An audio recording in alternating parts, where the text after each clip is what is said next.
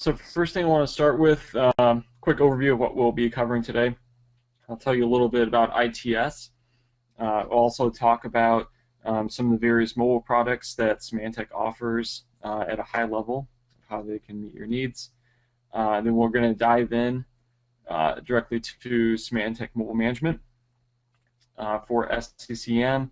I'm not going to spend a whole lot of time on the slides. I'll be showing you a live demonstration of what it looks like on the console and on the device. So ITS Partners is the name that we use in the US. We recently also opened an office in Canada as ITS Ventures. We have the same talent, it's the same engineer pool, but ITS Ventures focuses solely on Canada. But with either one, Symantec is all we do. We specialize in client, server, asset, and mobile management. We also have teams geared to service desk and workflow. We have other teams that specialize in endpoint protection and identity and information protection, which includes some of the VeriSign products. We're engineer-centric, and what that means is just about half of the company are consultants and engineers that go out on site every week. They implement, consult, and design and support products like the ones we'll be covering today. We've been pretty good at it. We were Partner of the Year last year, and we were Partner of the Year with Altiris before they were acquired by Symantec. All right. So I'm going to talk a little bit about your mobile strategy of how mobile management for SCCM fits into all this. So within these four quadrants here, we have managed devices and unmanaged devices, company or organization-owned devices, and personally owned devices. The most typical device, the traditional way management model of these devices is to have a company-owned and managed device. That's where you control the device and everything on it. But we also have personally owned devices that can be managed by an organization. So in this case, it's the same product, same functionality, except that the company doesn't actually own the device or the asset. Up here, we have unmanaged and personally owned devices. So what that means is, people might be doing a BYOD policy, so they're bringing their own device, and the organization is not, managing the whole device. So rather, they would be managing just the applications and the data on the device, as opposed to, all the security and global settings of the device itself. The last option is having an unmanaged device that's owned by the company. This is a place you don't want to be in because you're having company or organization assets that are not being tracked and they're not being secured or locked down in any way. So for each of the three other quadrants, there's different areas of security and management that we have to consider. The first one being authentication and access. So that means, how are people accessing resources on your network, and how are they authenticating to it? The other is protecting the information both on the device and off the device. So you may have sensitive financial data or medical records data or other proprietary information that you need to make sure that only authorized people are having access to. You also have the device itself. What happens if the device gets lost, or if it gets stolen, or if it's being used in a way that violates your company policy. So you need to be able to control that aspect of it. And finally, distributing applications and collaborating with other people. Mobile, these all originated from phones. They turned into more to computers, but essentially they're still social tools. People are using them on the go for communication and collaborating on documents and apps, etc. So we need a way of managing that as well, so that people are doing it efficiently. So for each of these areas, we have products with Symantec that can cover these. VIP came from VeriSign, that provides your two-factor authentication. MPKI is managed PKI, which allows you to have your PKI infrastructure outside of your network. And O3 is a new product that allows you to authenticate to services using your organization's accounts, but to cloud services such as LinkedIn, Facebook, Twitter, etc. Protecting information. This is key because people are going to be storing more and more information on their smartphones, especially as the storage capacities continue to rise. So for that, we have data loss prevention.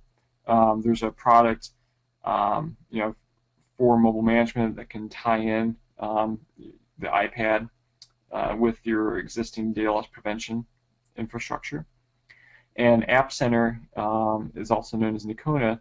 That allows you to manage applications and add an extra layer of security to them so that you're controlling the security and the information stored within the application itself, not just on the device.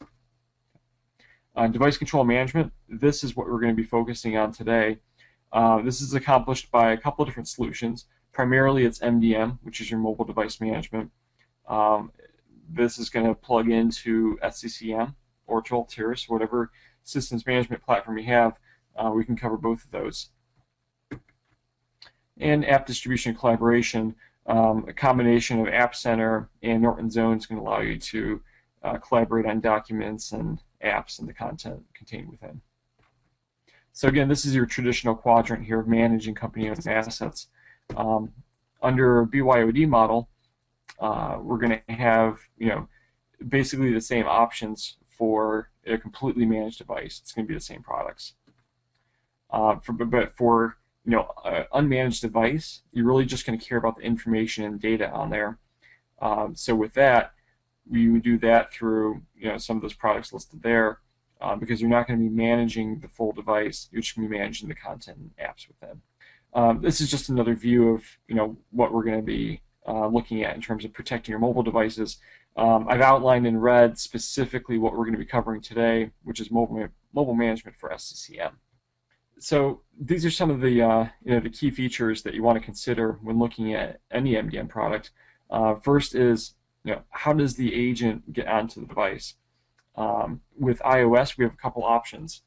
We can use what we call a public agent, which you can get from the Apple App Store, and you can download that. And that provides your typical MDM features, detecting jailbreaking status, being able to access documents and applications that you publish to your users.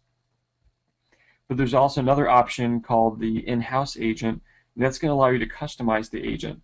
So you can put on your own logo, you can change the color scheme, you can change the look and feel, you can even simplify the enrollment process and basically enroll any device in under a minute. So you can streamline that process to make it easier to get ramped up and started on MDM. Your enterprise app store, this is where you're going to be publishing applications, whether they're public or in-house. They can handle both of those. You can also specify certain apps by language of the device. So if you're if you're a multilingual corporation or organization, so if you have maybe a mix of English and French devices, you could target French documents and French applications to one set of devices and target English apps and documents to a different set of devices. And that's done automatically based on how that device is set up for each language. You can also recommend certain apps. You can mark some as required, some as recommended, some as featured, etc. Another big piece to managing a device is managing the email and calendar on it. On Android, there's a product called NitroDesk Touchdown, which is a very popular third-party email client for Android. And what it allows us to do is to provide a secure container for email, calendar, and contacts. So you can very easily split off your corporate or your organizational data from your personal data and manage the security around that. So for instance, if you didn't want to allow attachments to be downloaded through email, or if you wanted to require encryption for any attachment downloaded, or disable copy and paste, these are all things you can do with that secure email client available on Android. And finally, configuration management is something that's very important when you're managing the device. So being able to provision and set up email accounts remotely, setting up VPN profiles, setting up Wi-Fi profiles, etc. You can manage all those from a central server, specifically from your SCCM console. And you can mix and match any of these policies. So for instance, if you had one group of devices that will get VPN access, you could set up a collection of those in SCCM and make sure that those devices get VPN. Or if all of the devices in your organization should be getting a passcode policy for security purposes, you can do that as well. So you can reuse these profiles and assign them to different groups of devices or users. So security and compliance, this is one of the main reasons why people implement MDM, because you need to be able to control how a device is being accessed, because essentially that's going to control how people are getting access to sensitive information or data on that device. So you can see here within the Config Manager console, you have access to all the iOS features that are supported in both iOS 4 and iOS 5, and soon iOS 6. So the most common options there are setting up passcodes and restrictions. So if you wanted to block the App Store or block Siri from being used, you can do that as a restriction. If you wanted to set up a passcode policy, specifying the minimum for a passcode, what's the minimum length, what's the complexity, how often should it expire, that kind of thing, you can set that up from within this configuration console. You also have an option of sending down commands to a device, and this is all done in real time. Some of those commands include a wipe, a full wipe, and a selective wipe. And what that means is a full wipe is basically setting the device back to a factory default. As if you just take it out of the box, it's going to blow away both personal and corporate data that you sent down. If it's an iPhone or iPad, it'll ask you to plug it into iTunes. If you do a selective wipe, that's going to remove just the corporate data that you sent down to that device.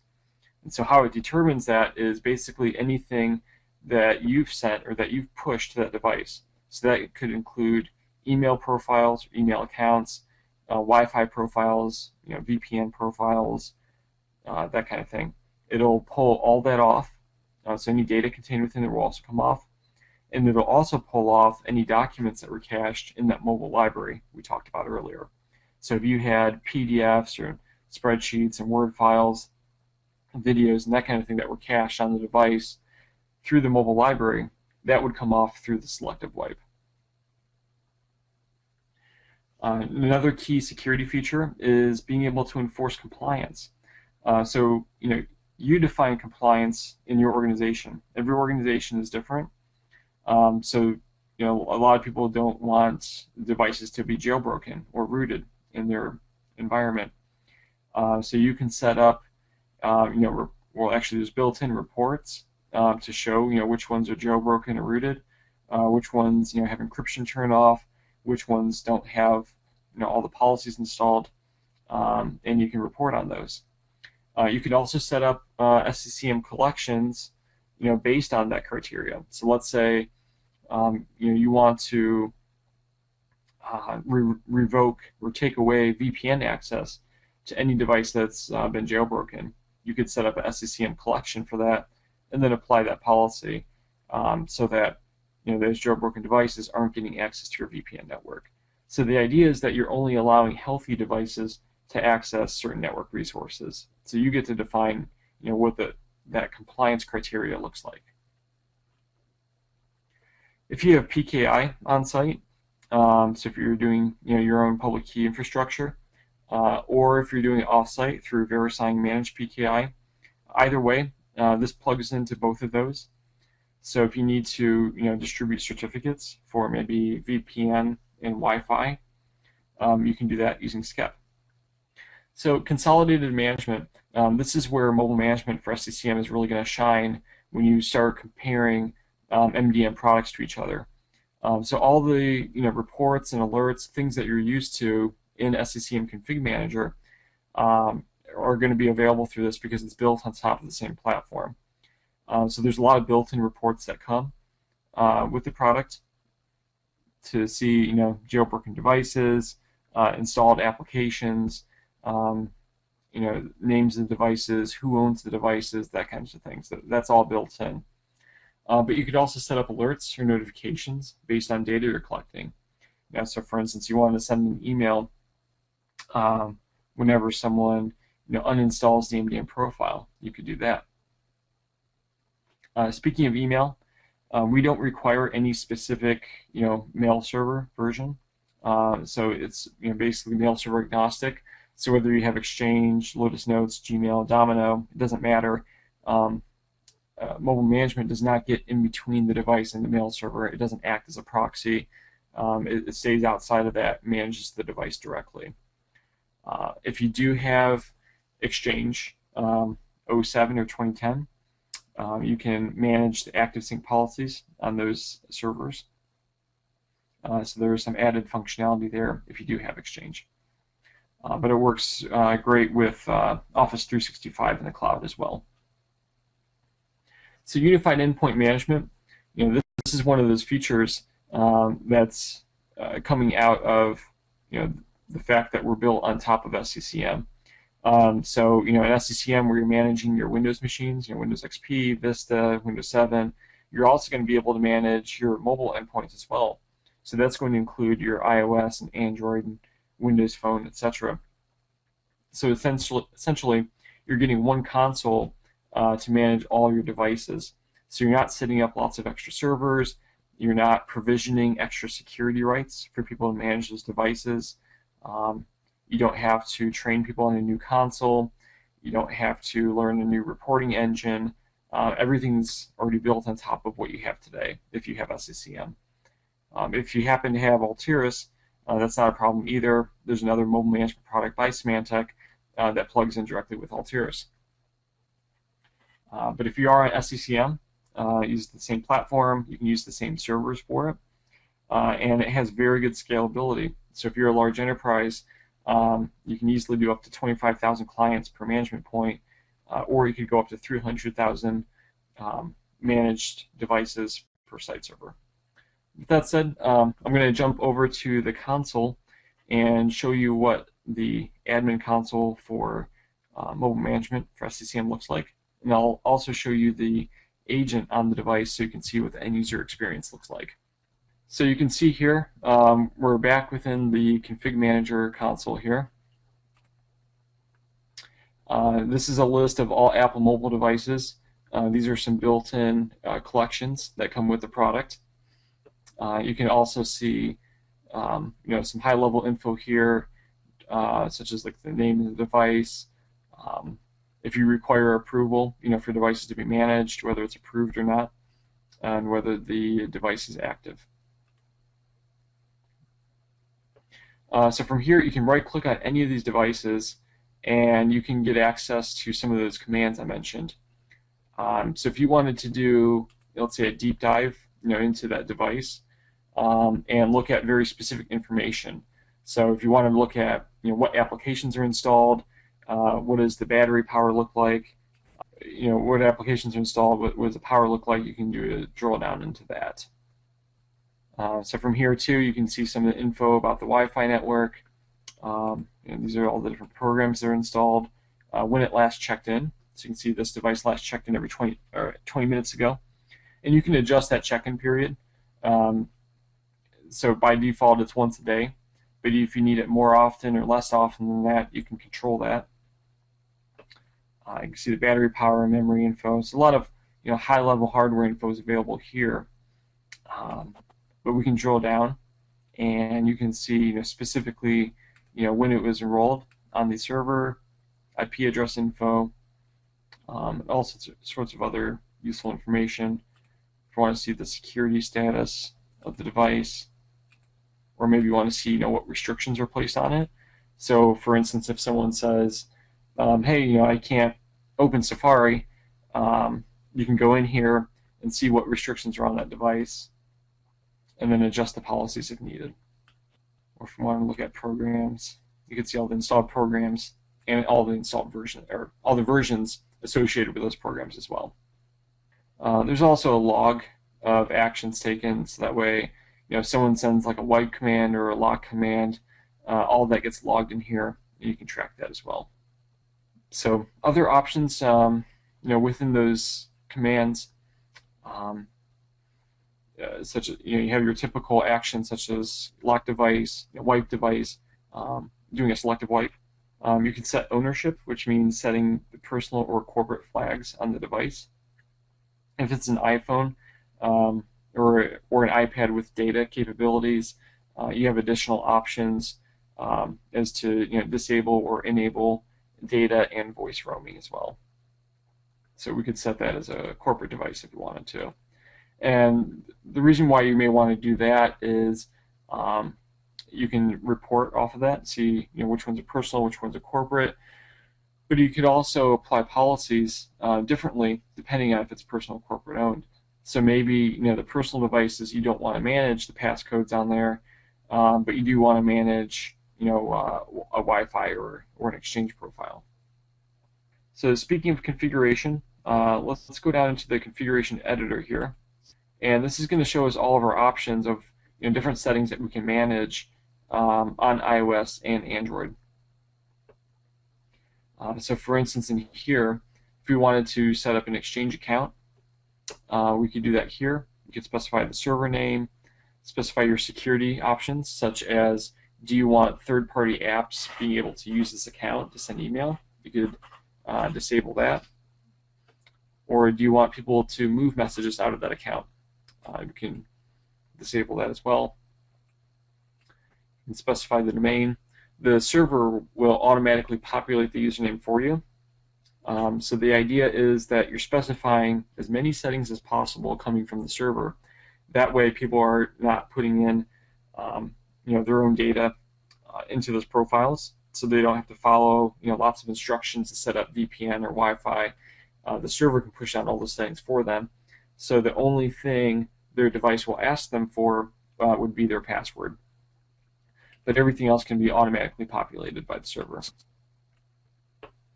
If you use certificates for VPN, Wi-Fi, or Exchange, you can specify the certificate profile here.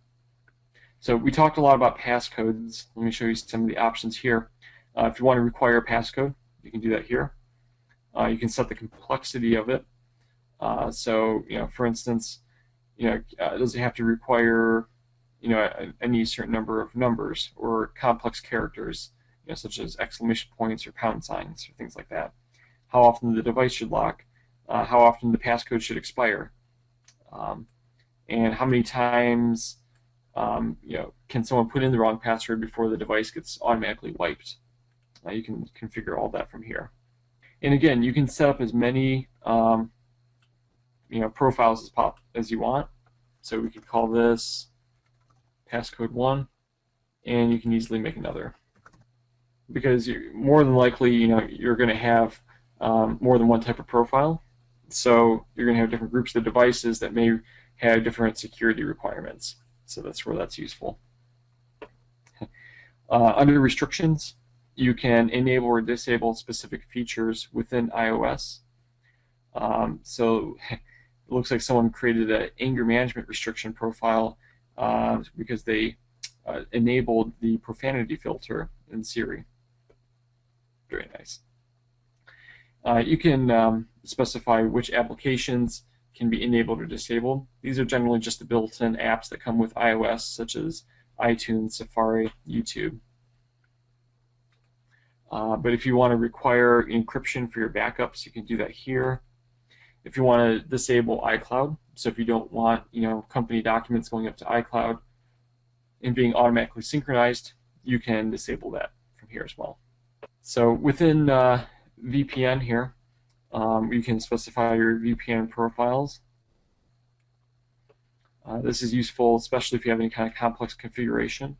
So anything that iOS supports is also supported within Symantec Mobile Management.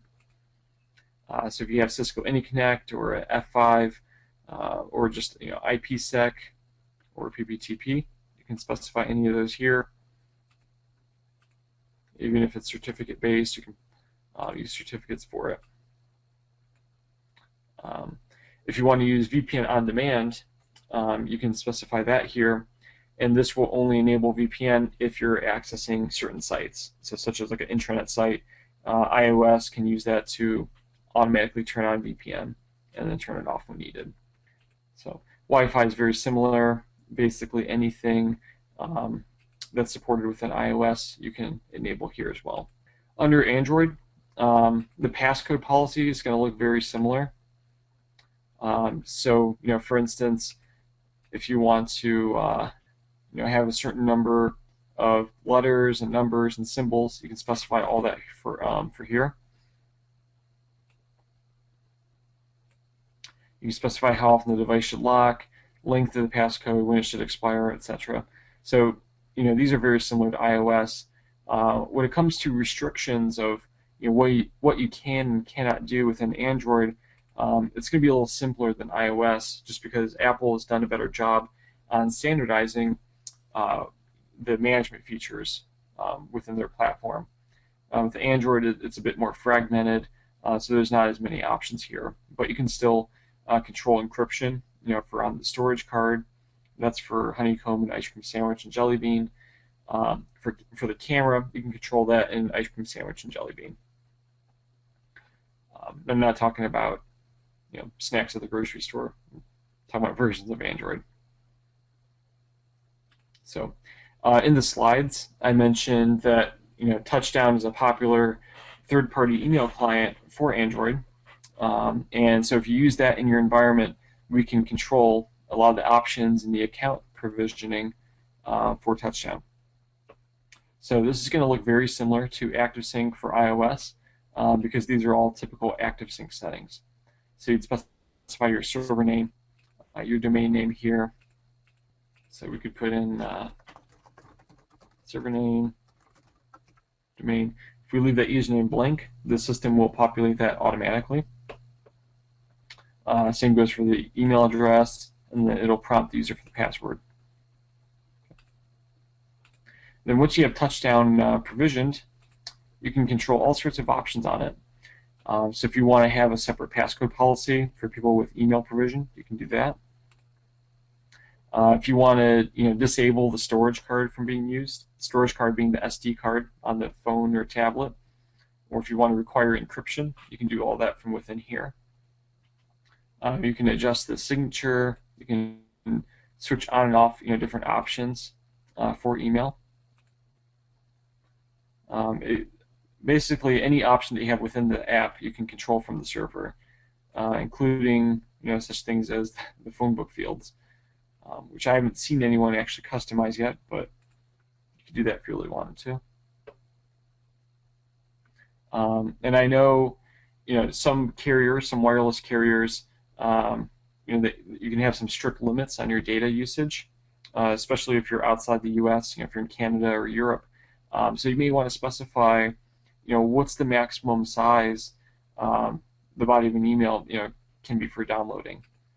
So you can do that here, so that way you're not automatically fetching, megabytes upon megabytes of emails. You can restrict it to just, a preview of 10 or 20 kilobytes. If you have a license key for Touchdown, you can provision that from here as well. And you can even customize the calendar.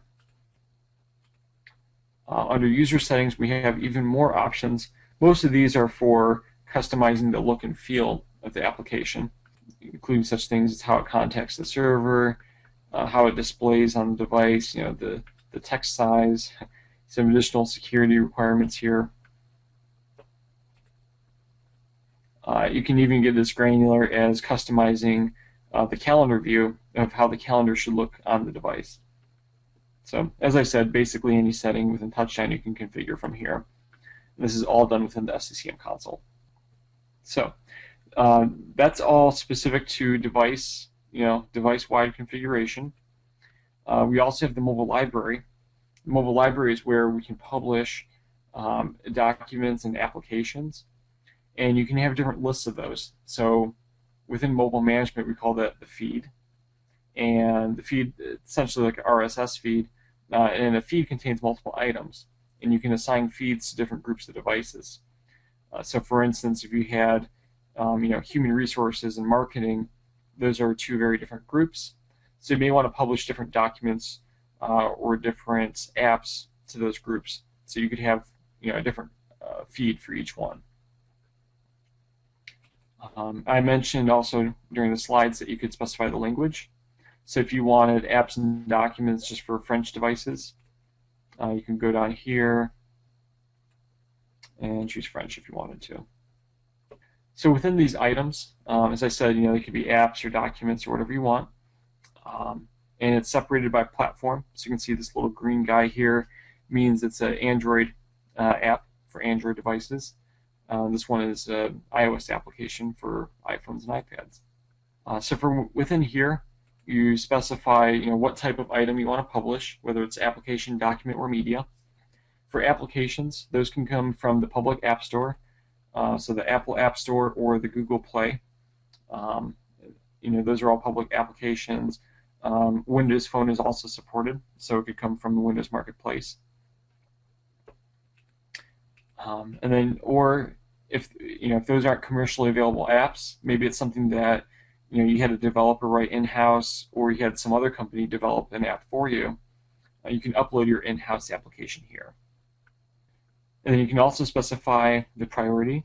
So that means should you flag it as like a recommended or a required app, or just purely optional.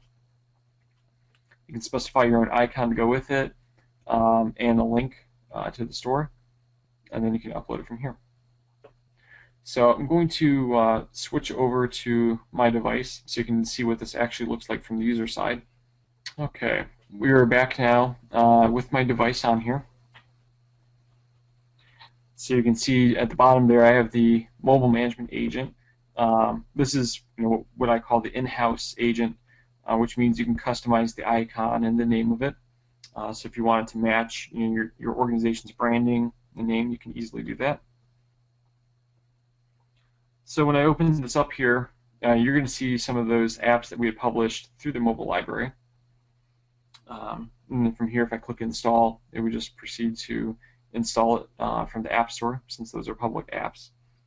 If I had any documents, you can see down here, I click on documents, it would show me.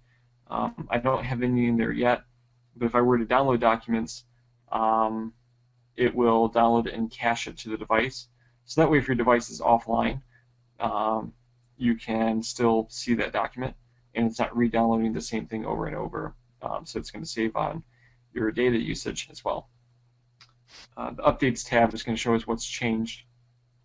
The About tab is customizable, so if you have a help desk, website or phone number you want to put in there, you can easily do that as well. So I'm going to run both screens side by side here, and what I wanted to show you, was some of the those instant commands I talked about. So for instance,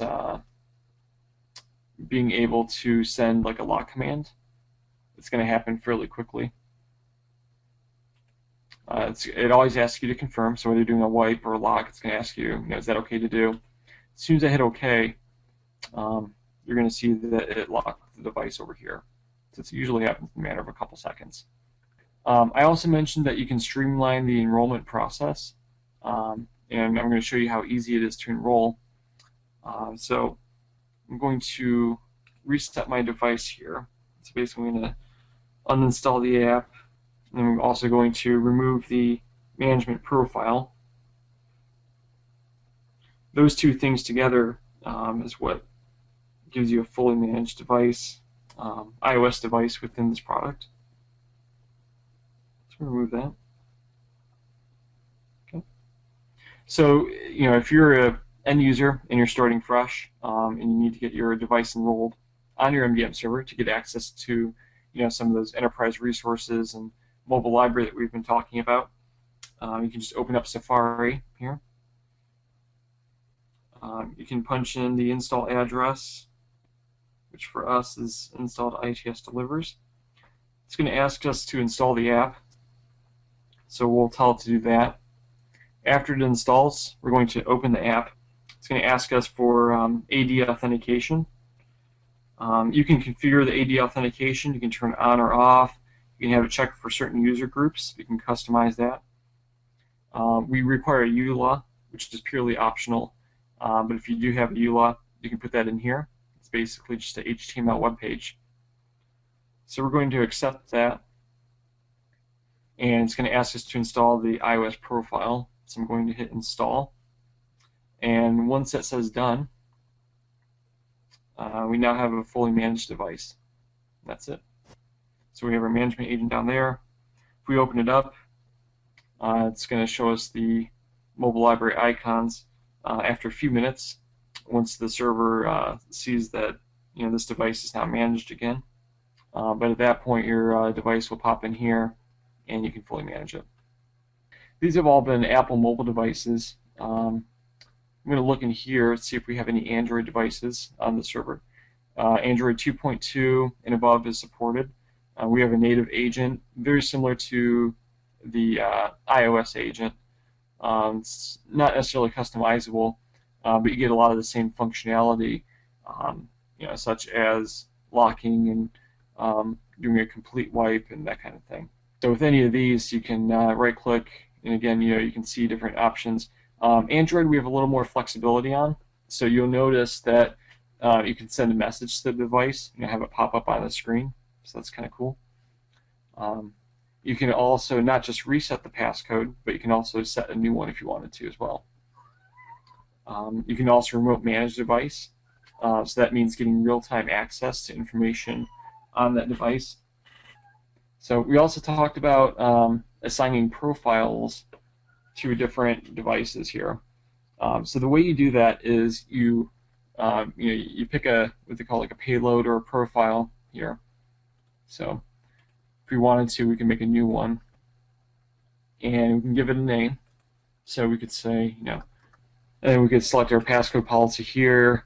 Let's say maybe all that stress from having, such a secure device could give them anger management issues. So we could enable the anger management restriction here as well, help them with that. So now we have our highly secured devices profile. And we could pick out a collection or an individual device to send that to. So if we went back into, if we want to look at all the iPads, for instance, we could apply that to all the iPads, or we could just pick out a specific device to assign that profile to. And then the next time the agent checks in, which again, you can adjust that interval. It can be as often as you want, or you could force it to check in immediately. Once it checks in, it gets that new policy that we just assigned to it. So I can go in from here, and I could do assign the device. I could assign a new profile, and then I can choose that profile I just created, called highly secure devices. And now that that profile has been assigned, I can have my device check back in. So now it's told my device to check in, and we've gotten that new profile. You can see here, there's a lot of built-in collections here that you can use for mobile management. There's also some reports down here. Oops, up here. So you have your normal, SCCM reports, but then you'd also have your mobile management reports as well installed in here. So they can all be found in one place, and it's all in the same reporting engine. So some frequently asked questions is, what version does this apply to of SCCM? This applies to 2007. 2012, I know recently came out, so that's expected by the end of this year. We'll also have support for that. For Exchange, it doesn't require Exchange at all, so you can use any mail server, but there's some additional functionality that comes with 2007 and 2010 as well. And finally, I'll just wrap up here, and I'll show you one more Android feature, which was the Explore device, because Android and iOS are going to give you slightly different information. They both collect similar things, such as such as like GPS coordinates and installed applications, but it's going to look a little different. So for instance, on the device here you have the name. You also have who it's enrolled as. So you can see here the username. We use a demo account for everything, so that will just show up as demo. But you can see, who's a administrator on the device. Administrator just means, which applications have access to change settings on the device. You can see what policies are installed on here. So, different passcode policies and that kind of thing. You can see some specific hardware info as well. If you have Touchdown installed, you can see the specific configuration for Touchdown in the version. And if it's a phone, you can get information about, maybe its phone number, its signal strength, that kind of thing. And of course, probably the most common feature that people access are the applications. What's actually installed on the device. So if we go in here, you can see all the installed applications on this device. You can even see what permissions the applications have. So for instance, if there's some malware out there and you're not using mobile security, but you want to find which devices have this application, or maybe look for all applications that have certain privileges or certain permissions associated with that. Any of this data, you can create your own reports or customized reports to show you what you need to identify those applications. So to wrap up, there's a lot of very specific information you can get out of your mobile devices. That all comes back to SCCM. So you have your single console for management and reporting and securing devices. But you also have some of that high-level information as well to let you make decisions on which security policies and what other types of settings you want to apply to those devices. So mobile management for SCCM is available today. You can get it, and it plugs in great with your SCCM environment. If you have any questions about it, please submit those now. And what we'll do is we'll send out an email later this week after this webcast answering all those questions for you. So it's been a very popular product fairly recently, especially up in Canada. So we'd like to assist wherever we can, answering questions or with implementations. So please let us know if you have any questions. I want to thank you for coming to today's webcast. I hope you found it useful. We often do mobile webcasts, so stay tuned for more in the future. Thank you.